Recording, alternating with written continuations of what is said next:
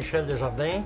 Je travaille pour le centre du camping Rémillard et aujourd'hui, on va vous faire une démonstration de la façon de procéder pour faire l'hivernisation d'une roulotte.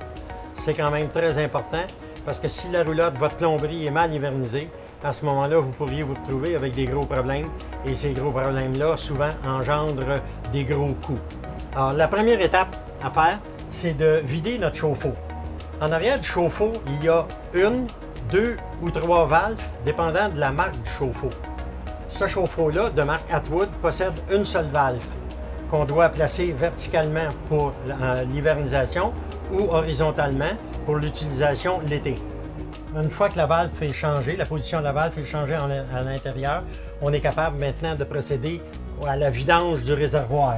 En prenant l'outil et la douille appropriée, on enlève le bouchon qui est ici et on lève la valve de sûreté qui va permettre d'avoir une plus forte pression pour vider le chauffe-eau complètement. Maintenant, on peut passer à la partie du rinçage du réservoir d'eau chaude.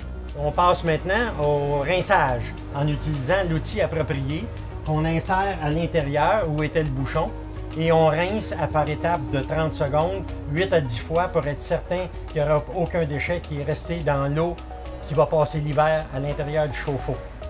Nous serons prêts à passer à la deuxième étape. Alors, comme on avait expliqué dans la première étape, on avait placé la valve derrière le chauffe-eau en position verticale pour être capable de vider notre chauffe-eau. Et on doit le laisser en position verticale pour que lorsqu'on va hiverniser la plomberie, il n'y a pas d'antigel qui aille dans le chauffe-eau parce que ce serait non recommandé. À ce moment-là, ce qu'il nous reste à faire, c'est changer la position de cette valve-là ici qui va permettre de prendre l'antigel du gallon et de l'envoyer par la pompe à travers tout le système de la roulotte et d'hiverniser toute la plomberie. Côté eau froide en premier, côté eau chaude en second. On passera ensuite à la troisième étape.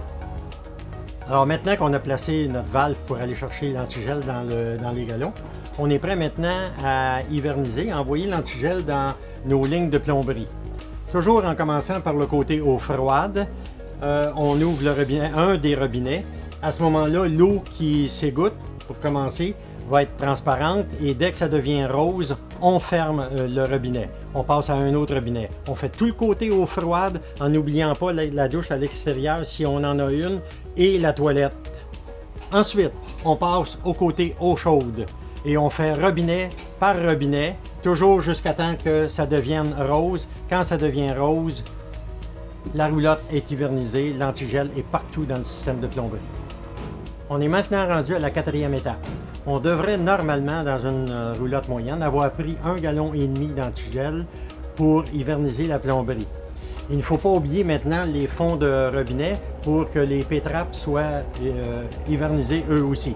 Donc on prend le restant du deuxième gallon et on met environ une tasse dans chacun des renvois, incluant aussi la toilette.